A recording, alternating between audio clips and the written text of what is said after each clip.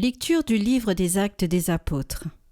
En ces jours-là, Paul, qui avait quitté Antioche avec Silas, arriva ensuite à Derbé, puis à Lystre. Il y avait là un disciple nommé Timothée. Sa mère était une juive devenue croyante, mais son père était grec. À Lystre et à Iconium, les frères lui rendaient un bon témoignage. Paul désirait l'emmener, il le prit avec lui, et le fit circoncire à cause des Juifs de la région, car ils savaient tous que son père était grec. Dans les villes où Paul et ses compagnons passaient, ils transmettaient les décisions prises par les apôtres et les anciens de Jérusalem, pour qu'elles entrent en vigueur. Les églises s'affermissaient dans la foi, et le nombre de leurs membres augmentait chaque jour. Paul et ses compagnons traversèrent la Phrygie et le pays des Galates, car le Saint-Esprit les avait empêchés de dire la parole dans la province d'Asie. Arrivés en Mysie, ils essayèrent d'atteindre la Bithynie, mais l'Esprit de Jésus s'y opposa. Ils longèrent alors la Mysie et descendirent jusqu'à Troas. Pendant la nuit, Paul eut une vision. Un Macédonien lui apparut debout, qui lui faisait cette demande : « Passe en Macédoine et viens à notre secours. » À la suite de cette vision de Paul, nous avons aussitôt cherché à partir pour la Macédoine, car nous avons déduit que Dieu nous appelait à y porter la bonne nouvelle.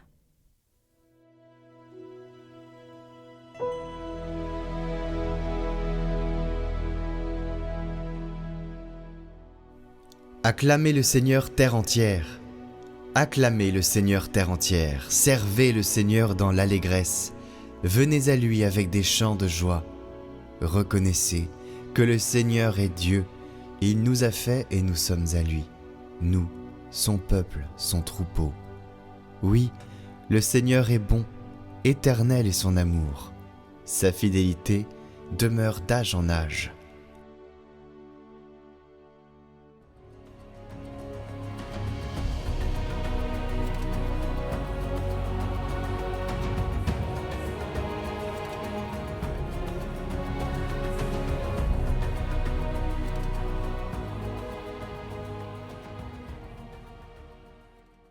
Évangile de Jésus-Christ selon saint Jean. En ce temps-là, Jésus disait à ses disciples : « Si le monde a de la haine contre vous, sachez qu'il en a eu d'abord contre moi. Si vous apparteniez au monde, le monde aimerait ce qui est à lui. Mais vous n'appartenez pas au monde, puisque je vous ai choisi en vous prenant dans le monde. Voilà pourquoi le monde a de la haine contre vous. Rappelez-vous la parole que je vous ai dite.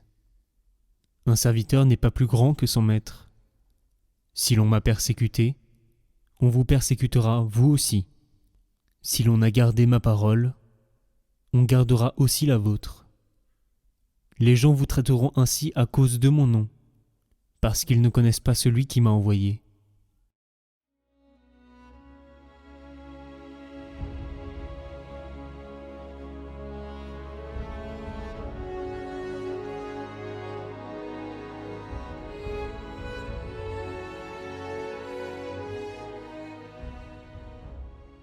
Très souvent, Jésus, surtout lors de son congé des apôtres, parle du monde. Et là, il dit « Si le monde vous hait, sachez qu'il m'a haï avant vous. » Il parle clairement de la haine que le monde a eue envers Jésus et aura envers ceux qui le suivent, envers nous.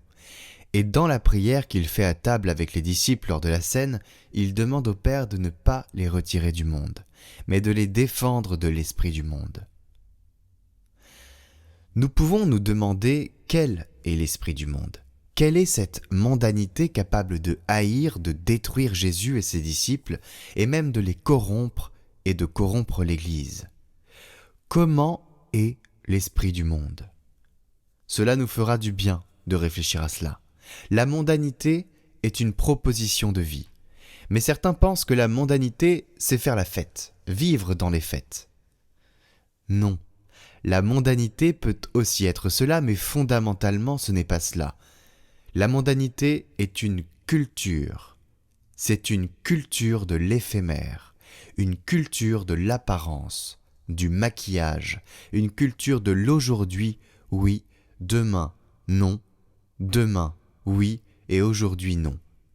Elle a des valeurs superficielles, Une culture qui ne connaît pas la fidélité, parce qu'elle change selon les circonstances, elle négocie tout, elle est d'apparence, d'artifice. Voilà ce qu'est la culture mondaine. Et Jésus insiste pour nous défendre de cela. Il prie pour que le Père nous défende de cette culture de la mondanité.